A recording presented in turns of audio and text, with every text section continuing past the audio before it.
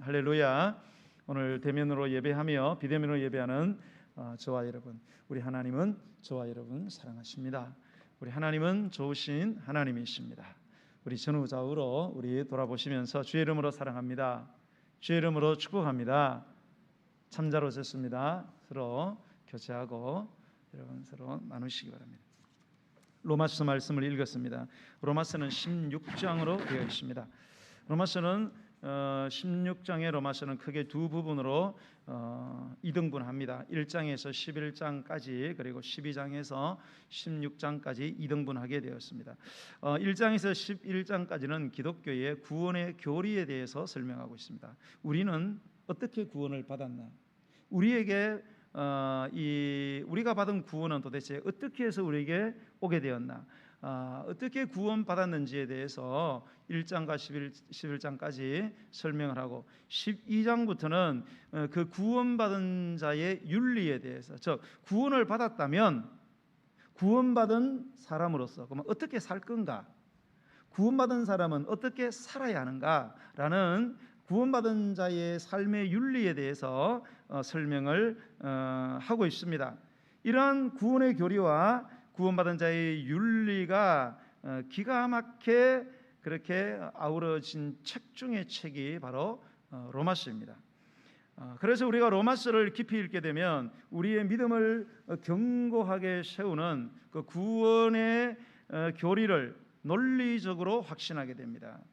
동시에 하나님이 원하시는 구원받은 자로서 마땅히 행해야 할 삶으로의 변화에 대한 강력한 도전을 받게 되는 책이 바로 로마서입니다. 그런데 안타깝게도 구원을 받았다고 말하는 수많은 사람들이 구원을 허락하신 하나님, 구원을 주신 하나님이 원하시는 삶, 그 삶이 어떤 삶인지에는 관심이 없습니다. 오직 복을 받자는 구호 아래 온갖 세상적인 축복의 삶의 방법론을 찾아다니고 있으며 그것을 거의 맹신적으로 추종하고 있습니다. 예수님을 믿는다는 사람들, 예수님을 믿는데 예수님이 원하시는 삶에는 더 이상 흥미가 없습니다. 오로지 세상적인 복을 받는 삶에만 전부를 걸었고 물불 안 가리고 덮어놓고 그 길을 따라가고 있다는 거예요. 그래서 세상 사람들이 말하는 복, 부귀영화, 어떻게 하면 잘 살 수 있을까? 어떻게 하면 출세할 수 있을까? 무병장수, 어떻게 하면 병 안 걸리고 오래오래 살 수 있을까? 그렇게 되면 그런 사람이 예수님을 잘 믿는 사람, 예수님을 기쁘시게 하는 믿음 좋은 사람이라 이렇게 생각하게 되었습니다. 성경은 이러한 사고를 가진 성도들, 이런 사고를 가진 교회를 향해서 그것을 교회의 타락이라 이렇게 선포하고 있다는 사실을 여러분 기억하시기를 바랍니다. 사도 바울은 아까 말한 것처럼 12장 이후에 계속해서 우리에게 너희들이 구원을 받았느냐? 정말 구원받은 백성이냐? 그렇다면 어떻게 살 건가에 대한 메시지를 계속해서 우리에게 던져주고 있습니다. 그러면 오늘 우리에게 말씀하시는 이 구원받은 자의 삶은 뭐냐에 대해서 우리가 살펴보면서 은혜 가운데 거하길 원합니다. 자, 1절의 말씀을 한번 읽겠습니다. 시작. 믿음이 강한 우리는 마땅히 믿음이 약한 자의 약점을 담당하고 자기를 기쁘게 하지 아니할 것이라. 아멘. 자, 사도 바울이 로마서를 썼잖아요. 이 사도 바울이 예수 믿는 우리에게 너희가 정말로 구원받은 자냐? 너희들이 정말로 구원받은 자냐? 그러면 자기를 기쁘게 하기 위해서 살지 말라고, 자기를 기쁘게 하기 위해서 살지 말라고 명령하고 있습니다. 자기를 기쁘게 하기 위해서 우리 믿는 자들이 존재하는 게 아니라는 거죠. 여러분, 우리가 예수님을 믿는, 또 예수 믿는 우리가 존재하는 이유, 내가 예수 믿고 살아가는 삶의 목적이 뭐냐? 첫 번째는 하나님의 영광입니다. 어떻게 하면 하나님을 기쁘시게 될 수 있을까? 하나님의 영광을 위한 삶이고요. 두 번째는 이 세상에 버려진 수많은 영혼들이 있습니다. 가난한 영혼, 병든 영혼, 외로운 영혼, 고독한 영혼, 사단의 억압에서 두려움과 공포 가운데 살아가는 죄의 종된 영혼들이, 그 영혼들을 돌보고 사랑하라고 하나님께서는 우리에게 시간을 주셨고 물질을 주셨고 우리에게 건강을 주셨고 모든 것들을 허락하셨다는 사실을 여러분이 구원받은 사람이라면 반드시 여러분이 기억하셔야 합니다. 자, 1절에서 우리가 배우게 되는 것은요, 그 말씀처럼 강한 자가 약한 자의 약점을 마땅히 담당을 해야 된다라는 것이에요. 그래서 강한 내가 아니라 약한 너를 기쁘게 하면서 살라는 것입니다. 사랑하는 성도 여러분, 여러분이 믿음이 좋습니까? 여러분의 좋은 믿음, 강한 믿음은 자랑하라고 주신 것이 아닙니다. 여러분 하나님께 복 받았습니까? 하나님 받아서 삶의 여유가 있습니까? 물질이 있습니까? 시간이 있습니까? 여러분이 특별한 재능을 가졌습니까? 복을 받았습니까? 자랑하라고 주신 것이 아닙니다. 여러분, 약한 자를 봉사하라고 여러분에게 그 모든 것을 주신 거예요. 약한 자를 섬기라고 우리에게 그것을 주셨다는 사실을 여러분 기억하셔야 합니다. 여러분, 왜 그러면 우리는 약한 자의 약점을 우리가 담당을 해야 될까요? 자, 우리가 살아가는 세상을 보세요. 여러분, 세상에는 약한 자가 아니라 약한 자가 대접받는 게 아니고 강한 자가 대접받는 그런 세상이에요. 강한 자가 판을 치고 있습니다. 그러면 강한 자는 어떻게 해서 강해졌습니까? 약한 자의 약점을 이용했기 때문입니다. 여러분 지금 세상을 보세요. 여러분 정치적인 행보를 보세요. 어떻게 하면 그 사람의 약점을 찾아낼 수 있느냐? 사돈 4촌, 8촌, 12촌까지 10년, 20년, 30년 전까지 약점을 파헤쳐서 그래서 짓누르고 그리고 강한 자가 되는 거예요. 저는 이렇게 뉴스 들어보면요, 아유 저렇게 상대방을 헐뜯고 뭐 자식 부모는 뭐 막 4촌, 8촌까지 막 다 해집어 적혀가지고 저래가지고 대통령 되면 우리나라가 어떻게 될까? 여러분 걱정 안 되세요? 걱정돼야 안 돼요? 저는 너무너무 걱정됩니다. 야, 저런 사람들이 대통령이 되면 우리 대한민국은 도대체 어떻게 될까? 저는 막 걱정이 돼가지고 기도가 안 나올 수가 없어요.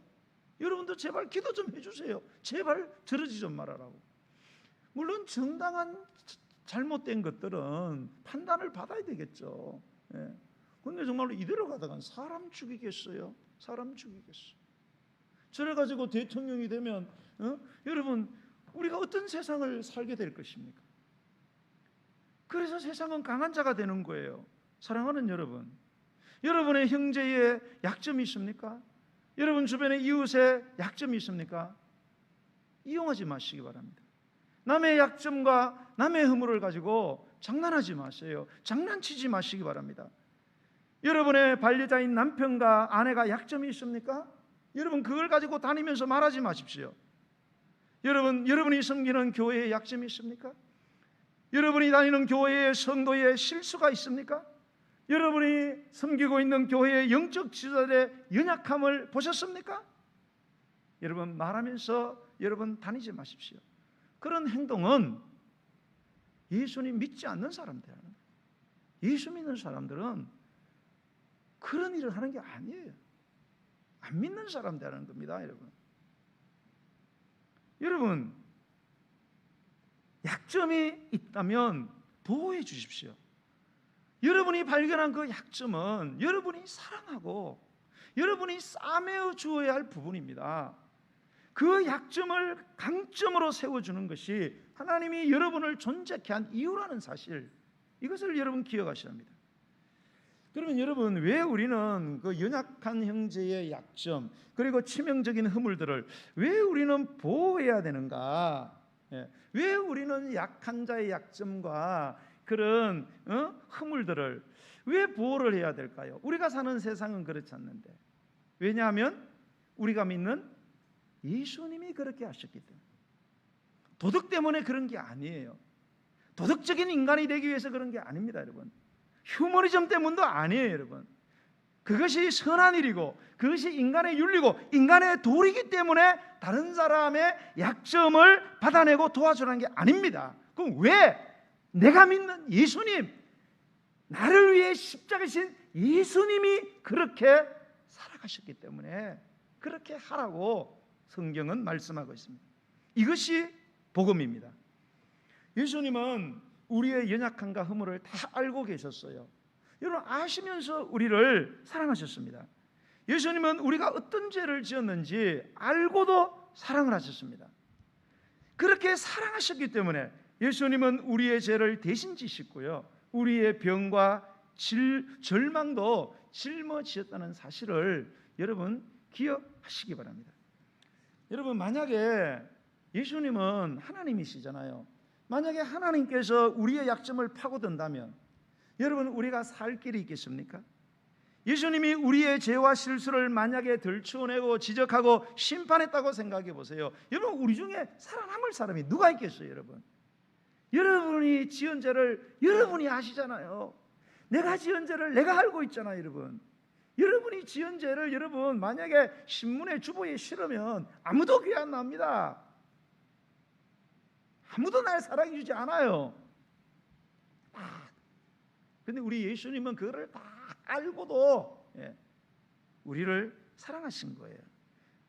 우리가 짊어질 것들을 대신 짊어진 거예요. 여러분, 모두 다 예수님이 눈 감아 주신 거예요. 예수님이 눈을 뜨고도 못 본 채 하시고 귀를 가지시고도 못 들은 채 그렇게 해주셨기 때문에 우리가 지금 살아서 존재하여 예배하는 것입니다. 따라서 우리가 그렇게 은혜로 여러분 우리가 용서를 받았기 때문에 우리의 연약한 형제를 도와주라는 겁니다. 연약한 점을 비판하지 말라는 거예요. 감싸 안으라는 거예요. 여러분은 여러분 안에 예수님이 계시다는 것을 느껴본 적이 있습니까? 예수님이 내 안에 계신다. 교회는 무지무지 많이 나옵니다. 그런데 예수를 믿으면 예수님이 내가 예수님 안에 거한다고 성경이 분명히 약속했잖아요. 그럼 내 안에 계신 예수님이 느껴져야 될 거 아니에요. 그런데 많은 사람들이 내 안에 예수님을 느끼지 못합니다. 내 안에 있는 예수님하고 소통이 안 돼요. 그냥 관념적이고 이상학적인 존재에 불과한 거예요. 예수님이 실존적인 존재로 내게 느껴지잖아요. 왜 그렇습니까, 여러분? 여러분이 만약에 약한 자의 약점을 내 약점이 아닌데 그거를 나의 약점으로 대신 감당하려고 하는 그 순간부터 여러분 안에 계신 예수님이 여러분의 심장에서 느껴진다는 사실을 여러분이 아셔야 합니다. 여러분, 이게 중요한 거예요. 여러분이 누군가를 조건 없이 용서해 주세요. 여러분이 누군가의 약점과 허물을 덮어주게 되면 놀랍게도 그 순간에 여러분의 가슴 속에 계신 예수님이 살아계시다는 것을 여러분이 느끼게 된다는 사실, 여러분의 손에 잡힌다는 사실을 여러분 기억하시기 바랍니다. 여러분이 아무리 좋은 말로 그리고 아무리 그럴듯한 이유로 비판을 한다고 해도 그 비판의 내용은 맞아요. 종종 보면은 우리가 비판 잘할 때가 있어요. 저도 옛날에는 비판을 아주 많이 했어요. 딱 대상과 사물을 보는 순간 10가지의 비판이 쫙 나옵니다. 경우의 수가 수백 가지가 머릿속에서 쫙 떠올랐어요. 말을 합니다. 다 맞는 말이에요. 아주 좋은 말이죠. 아주 그럴듯한 이유를 들어 여러분 비판을 해도 아무리 그 비판의 내용이 좋아도 여러분 거기에는 예수님이 안 계십니다. 절대 예수님을 느낄 수 없어요. 왜? 예수님은 그렇게 살지 않으셨거든요. 여러분 2절의 말씀을 보시기 바랍니다. 2절 말씀 우리 함께 읽겠습니다. 시작. 우리 각 사람이 이웃을 기쁘게 하되 선을 이루고 덕을 세우도록 할지니라. 아멘. 자, 우리가 다른 사람을 돕고 다른 사람을 기쁘게 하는데도 법칙이 있습니다. 막 마구다지로 하지 말라는 거예요. 그 법칙이 뭐예요? 이웃을 기쁘게 하되 선을 이루고 덕을 세워가면서 이웃을 도와주라는 것입니다. 여러분 만약에 다른 사람이 막 힘든 사람이 있어요. 너무 힘들어요. 아이고 힘들지요. 그러면서 예수 믿는 사람이 갑시다 기생집에 그 가서 술 퍼마시고 아가씨 손도 좀 잡아보세요. 그 기생 보고 오빠 아 위로가 됩니까? 이래 되겠습니까? 덕이 됩니까? 그게 덕이 되냐 말이에요. 여러분 돈이 없어 궁핍한 사람을 데리고 도박장에 갑시다. 강원랜드에 가가지고 도박장에 가서 돈 벌읍시다. 여러분 그렇게 하면 안 되지 않습니까? 그게 무슨 덕이 됩니까? 그게 무슨 선입니까?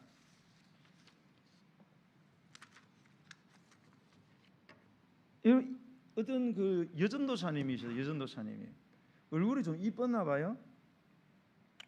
여전도사님 하나님께 기도하는데 하나님께서 야 내가 너에게 위로의 은사를 주겠다. 그 위로의 은사를 가지고 네가 특별히 주의 종의 길을 가는 그 목회자들을 위로해줘라. 내가 너에게 위로의 은사를 주겠다. 그래서 위로의 은사를 받았어요. 그래서 이분이 여전사님이 이제 힘들고 어려운 교회를 물색을 해서 힘들어하는 목회자들을 만났습니다. 그래서 그 목회자들을 위로하려고 모텔에도 가고 호텔에도 가고 그랬대요. 이거 실화예요, 여러분. 실화. 여러분 위로한다고 위로한다고 모텔에 같이 가고 호텔에 같이 가고 여러분 그게 무슨 짓입니까? 그게 무슨 덕이 되고 그게 무슨 선한 일입니까? 그렇게 하지 말라는 거예요. 제가 언젠가 그런 말씀 드린 적이 있어요. 새가족 부장하면서 새가족 들어오면은 새가족만 술집으로 데리고 갑니다. 왜? 그 사람 예수 안 믿는 사람이니까 술 먹으면서 자기 이야기하는 버릇이 있다는 거예요. 그렇잖아요. 맞나요? 술 드셨던 분 맞지요? 예. 서양 사람들은 술 먹으면 막 통하잖아요. 그래서 소통이 되잖아요. 그냥 맹청식에 이 소통이 안 된다는 거예요. 그래서 새가족이 등록하면은 이놈의 안수 집사, 새가족 부장이 이거 새가족을 데리고 어디로 가요? 술집으로 데려가는 거예요. 그리고 아침 이슬 까놓고 그 이야기를 하고 막 할렐루야 막 이런 그러지 마. 그러면 왜? 예수님은 그렇게 하지 않았어요. 예수님은 다른 사람을 기쁘지 않는데 그런 식으로 덕도 안 되고 그렇게 악한 일을 하면서 악한 모습으로 그렇게 남을 돕고 기쁘게 한 적이 없습니다. 오늘 3절의 말씀을 한번 읽어보세요. 3절 시작. 그리스도께서도 자기를 기쁘게 하지 아니하셨나니 기록된 바 주를 비방하는 자들의 비방이 내게 미쳤나이다 함과 같으니라. 아멘. 자, 왜 우리가 남에게 선을 베풀고 약자를 도와주고 가난한 자를 왜 도와줘야 될까요? 세상 사람들은 이 자비와 도덕심으로 약한 사람들 도와주는 것 좋은 일이고 또 노인분들을 도와주는 것은 좋은 일이다라고 그렇게 생각합니다. 자, 그래서 세상 사람들의 선행은 그 사람들의 도덕성에 기초합니다. 도덕적인 인간으로 살아야지. 그래도 사람 도리하고 경우에 맞게 살아가야지. 그래서 사람들은 다른 사람을 돕고 선을 베푸는 것입니다. 그러나 성경은 우리에게 그래서 선을 베풀지 말고 예수님이 그렇게 하셨기 때문에 너희도 그렇게 살라고 말씀하십니다. 여러분, 왜 우리가 자기를 기쁘게 하면 안 될까요? 여러분, 온 세상이 자기를 기쁘게 하며 살잖아요. 그래서 화장품 하나 고르는데도 1시간씩을 떼어가면서 왜? 나를 기쁘게 하려고. 옷 고르는데도 온 백화점을 다 돌아다니고. 왜? 나를 기쁘게 하려고. 그런데 우리가 정말 구원받은 사람이라면 나를 기쁘게 하면서 살아가지 말라는 거예요. 왜? 예수님이 당신을 기쁘게 하면서 살지 않았기 때문인 거예요. 여러분, 십자가를 지신 예수님은 당신 자신을 위해서는 십자가 질 필요가 없었죠. 그러면 저와 여러분을 위해서는 십자가 질 필요 있었어 없었어요? 없었어요. 그죠? 우리 같은 인간을 위해서 말라 십자가 져줍니까 여러분? 물 한 그릇 주는 것도 아깝지. 예수님은 당신 자신과 우리를 위해서 십자가 질 필요 없었어요. 그래도 저와 여러분을 위해서 십자가를 지셨다는 거예요. 그러니까 여러분, 여러분이 다른 사람들 때문에 고생할 때 내가 왜 다른 사람 때문에 고생하나 그렇게 여러분 말하지 마십시오.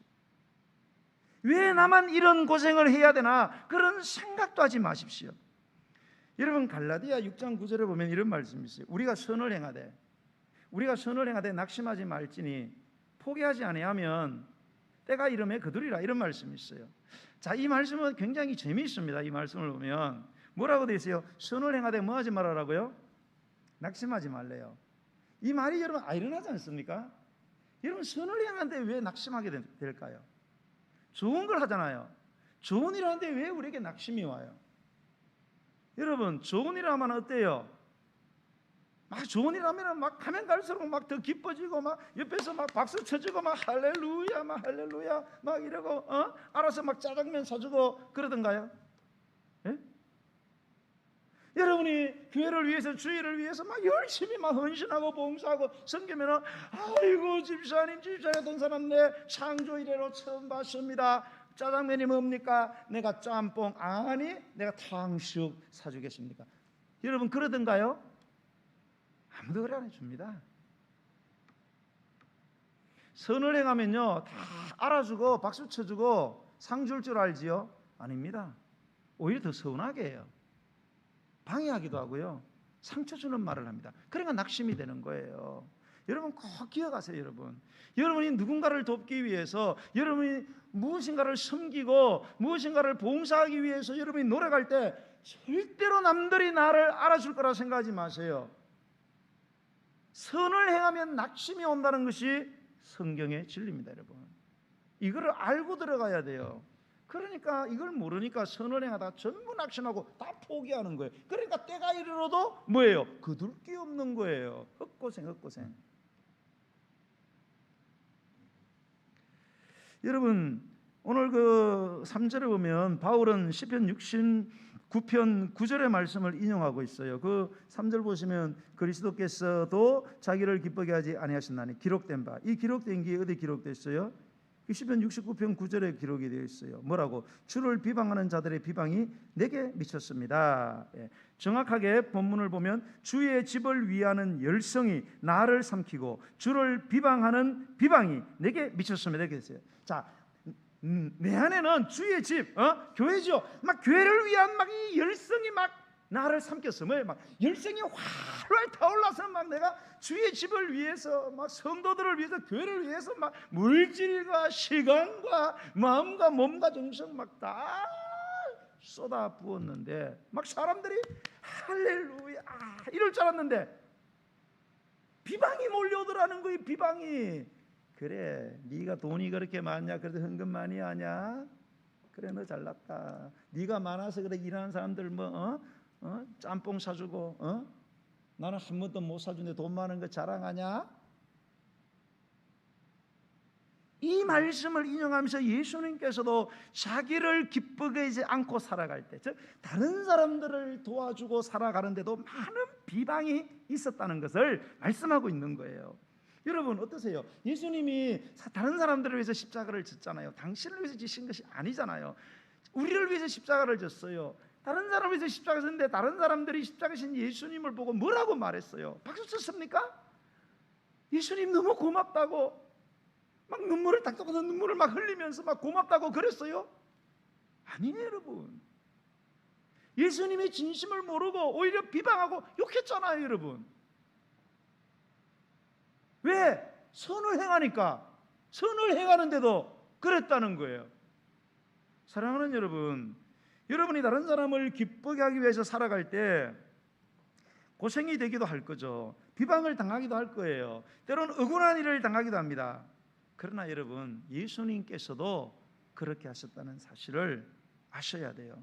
그러므로 여러분이 예수님을 따르는 사람이라면 여러분이 비록 손해를 보고 억울한 일을 당하고 비방을 당하는 그 일을 하게 된 것도, 여러분이 그 일을 하면서 혹 손해를 보더라도 여러분 그것이 여러분에게 축복이에요. 여러분 축복.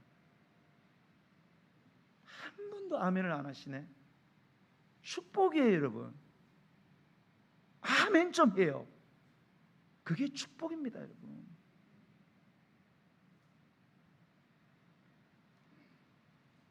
다른 사람들이 다 떠나고 여러분이 혼자 남아서 헌신하는 자리에 남아 있을지라도 여러분 그것도 여러분에게 축복입니다. 여러분,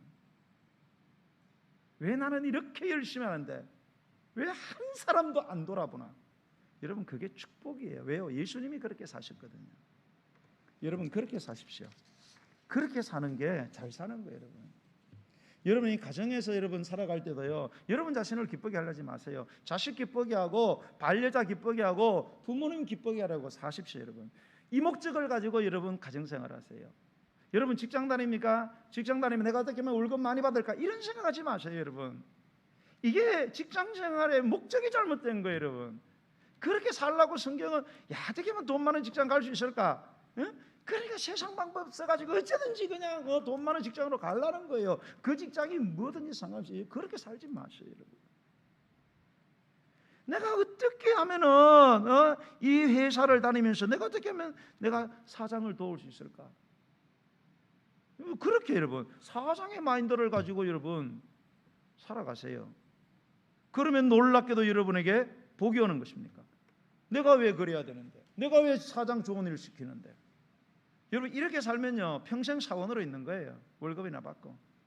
그러나 내가 사장님을 기쁘시되지. 그러면 내가 나중에 사장 되는 거예요. 성경의 놀라운 진리입니다. 자, 4절의 말씀을 보시겠습니다. 4절의 말씀 시작. 무엇이든지 전에 기록된 바는 우리의 교훈을 위하여 기록된 것이니 우리로 하여금 인내로 또는 성경의 위로로 소망을 가지게 함이니라. 우리 한 번 더 읽어보겠어요. 무엇이든지 전에 기록된 바는 우리의 교훈을 위하여 기록된 것이니 우리로 하여금 인내로 또는 성경의 위로로 뭐를? 소망을 가지게 합니다. 자, 우리가 다른 사람을 기쁘게 하는 일이 여러분 쉽지 않습니다. 여러분 선한 일을 행하는 것은 절대 쉽지 않아요. 그리고 쉬운 일은 가치 없는 일이에요. 여러분, 힘든 일이 가치 있는 일이에요. 꼭 기억하세요. 여러분, 사람들은 자꾸 쉬운 일을 또 쉽게 뭔가를 하려고 그래요. 여러분 그거는 아무 가치가 없는 거예요. 여러분, 힘든 일이 가치 있는 거예요. 여러분 돈을 많이 지불할수록 좋은 물건을 사잖아요. 안 그래요? 여러분, 돈 적게 주면 싸구려예요. 여러분, 뭐 비지떡이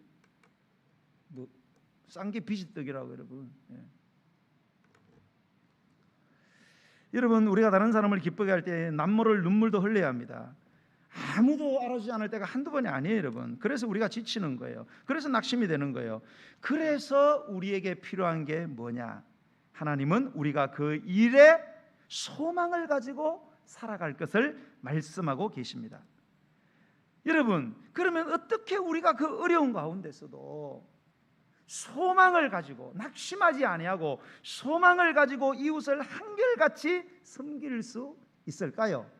오늘 성경을 보니까 인내와 위로, 인내와 안위, 위로가 필요하다는 거예요. 정확하게 말하면은 성경을 통해서 주시는 인내, 성경을 통해서 주시는 위로를 말하는 거예요. 여러분, 성경을 통해서 우리로 인내하게 하고 위로를 주신다는 이 말씀이 뭐예요? 그것은 우리가 성경을 통해서 예수님을 발견하게 된다는 거죠. 성경을 통해서 보니까 예수님께서 하나님을 기쁘시게 하고 예수님께서 이웃을 기쁘시게 하기 위하여 어떤 고통과 절망을 경험했는지를 우리가 알게 된다는 거예요. 그게 뭐예요? 십자가잖아요. 그러나 그 십자가를 지심으로 예수님은 영광스러운 부활과 보좌에 앉게 되었다는 거예요. 그것이 성경의 교훈이라는 거예요. 그 교훈을 따라서 너희도 그렇게 살라는 거예요. 예수님의 삶을 바라보면서. 그러므로 여러분, 신앙생활 하면서 다른 거 생각하지 마세요.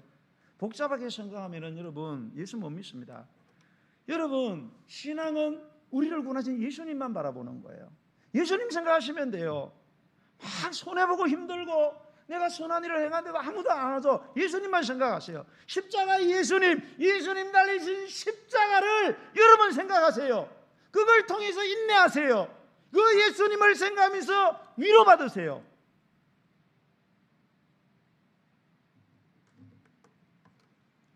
여러분, 여러분이 이웃을 기쁘시게 하기 위해서 이웃을 섬기게 되면 반드시 예수 그리스도께서 받으신 모든 영광이 여러분에게도 임하게 될 것을 믿으시기 바랍니다. 그리고 여러분, 이웃을 기쁘게 하는 일에 포기하거나 낙심하지 마세요. 소망 중에 끝까지 나아가게 되기를 주님의 이름으로 간절히 축원합니다.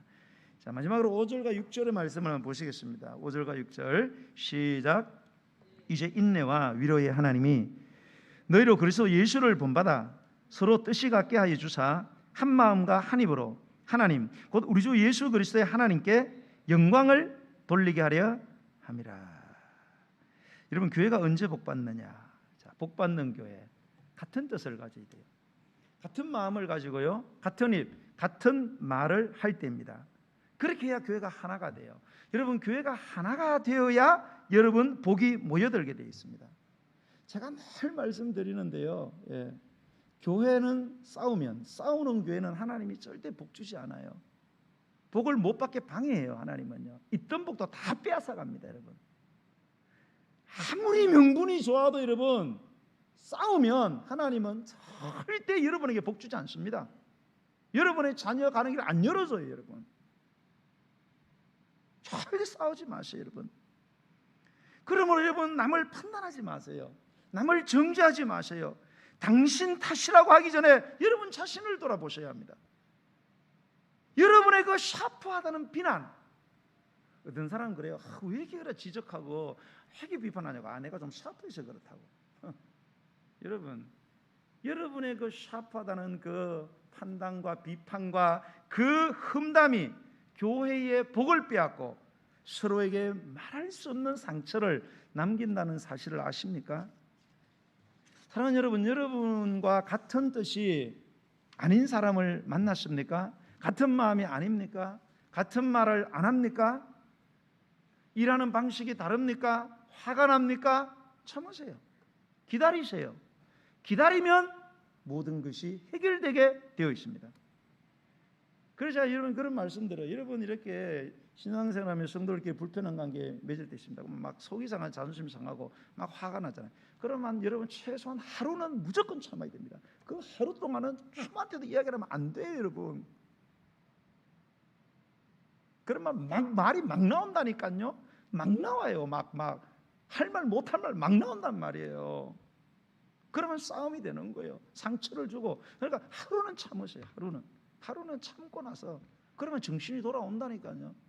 내가 어제 미쳤구나, 이게 깨달아져요. 그리고 말을 하세요.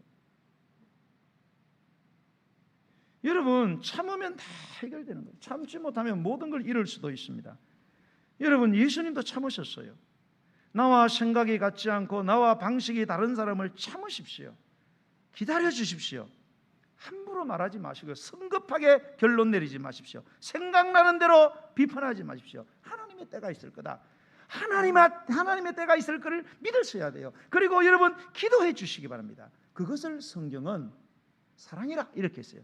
여러분, 사랑은 달콤한 언어가 아니에요. 여러분, 황홀한 감정이 아닙니다. 여러분, 그건 1년 6개월 지나면 다 사라져요. 호르몬이 분비가 안 되면서. 사랑은 참고 기다려주는 거예요. 그 사랑은 언제나 오래 참고, 사랑은 모든 걸 믿고 바라고 참느니라. 사랑으로 시작해서 참는 걸로 시작해서 참는 걸로 기다리고 참는 걸로 끝나는 게 사랑이에요. 여러분, 그러면 언젠가는 같은 마음을 품게 되는 것입니다. 그러므로 여러분, 판단하기보다는 위로하시기 바랍니다. 하나님이 우리를 판단하고 정죄한다면 여러분, 우리가 어떻게 견뎌낼 수 있겠습니까? 여러분, 입장 바꿔놓고 생각해 보세요. 여러분이 다른 사람 판단하면 기분이 좋습니까?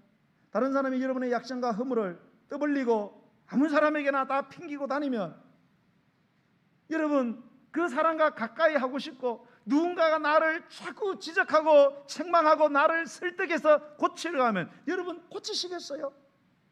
그래서 애들이 더 말을 안 듣는 거예요. 부모가 애를 지적하고 책망하고 설득을 시켜서 인간 만들어 보려고 하니까 더 인간이 안 되는 거예요. 여러분,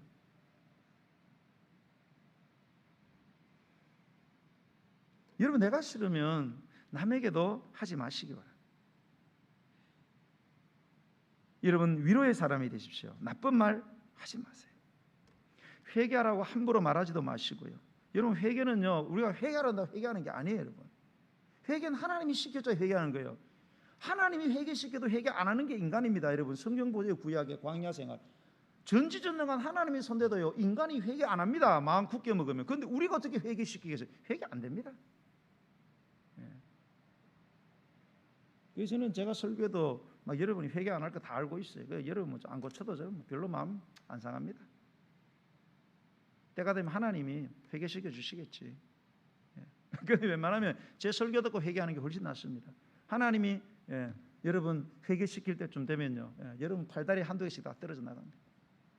그러지 마세요.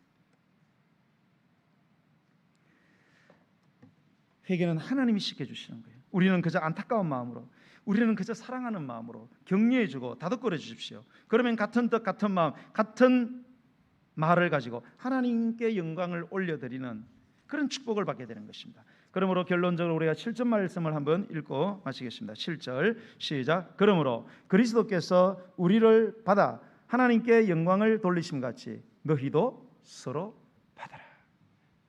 서로가 서로의 약한 점을 감당하고 지면, 섬기고 도와주면 그게 다 하나님께 영광이에요. 영광 받으신 하나님이 혼자 입 닫고 쓰시는 게 아니고 우리에게 영광을 주시는 줄로 믿으시기를 주의 이름으로 축원합니다. 오늘 찬양 드리면서 준비하신 예물을 하나님께 드리겠습니다. 455장 찬송 드리겠습니다. 455장.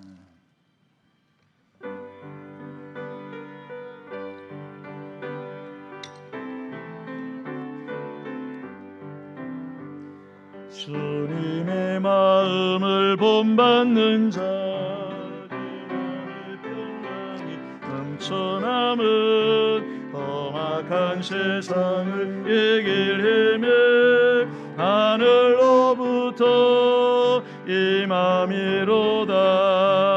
주님의 마음 본받아 살면서 그거로 하심 나도 이루리.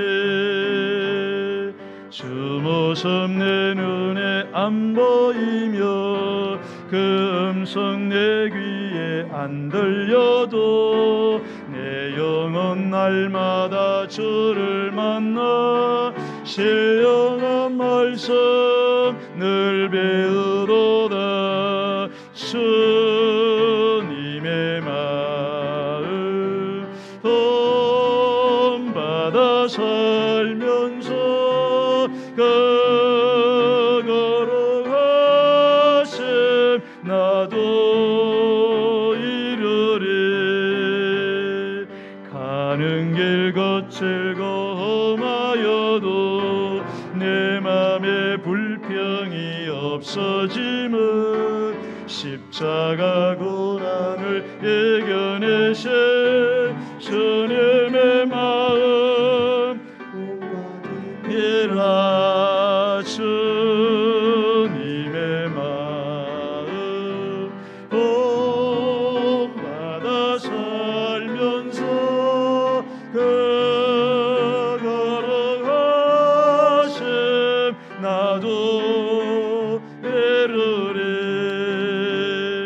주 예수 세상에 다시 오실 그날은 무성도 변하여 주님의 빛나는 그 형상을 다 함께 보며 주 찬양하리.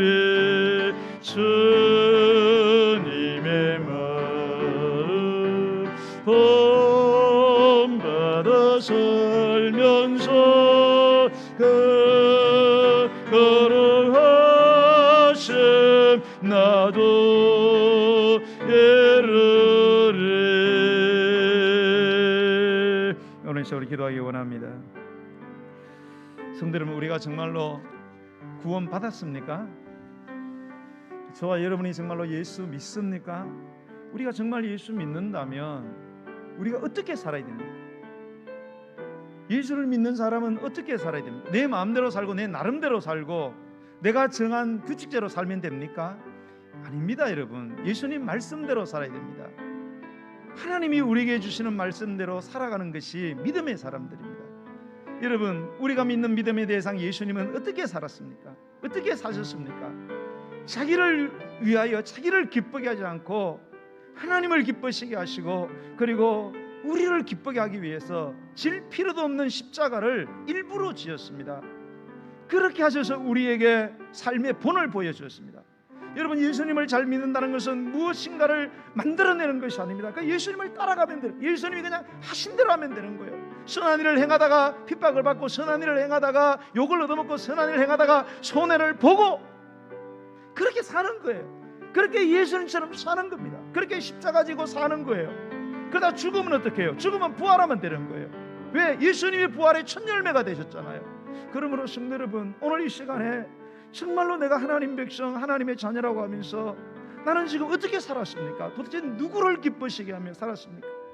하나님을 기쁘게 하고 이웃을 기쁘게 한 나의 삶의 흔적이 있습니까? 아니면 오로지 나를 위해서, 오로지 내 자식만 위해서, 내 가정만 위해서 여러분 살아오진 않았습니까? 주님, 이 시간 내 마음을 돌이키며 회개합니다. 주님 본받게 하여 주시옵소서. 주님처럼 살아가게 하여 주셔서 십자가의 고난이 있지만 부활의 놀라운 영광과 하늘의 영광스러운 보좌가 있다는 사실을 우리가 깨닫고, 하나님이 우리에게 말씀하시는 대로 정말로 우리가 하나님을 기쁘시게 하고 이웃을 기쁘게 하며 살아가는, 약자의 약점을 이용하는 것이 아니라 그것을 끌어안고 내가 사랑해야 될 부분임을 내가 인정하고 살아가는 그런 삶을 살게 해달라고 우리 주의 이름 부르고 기도하겠습니다. 주여.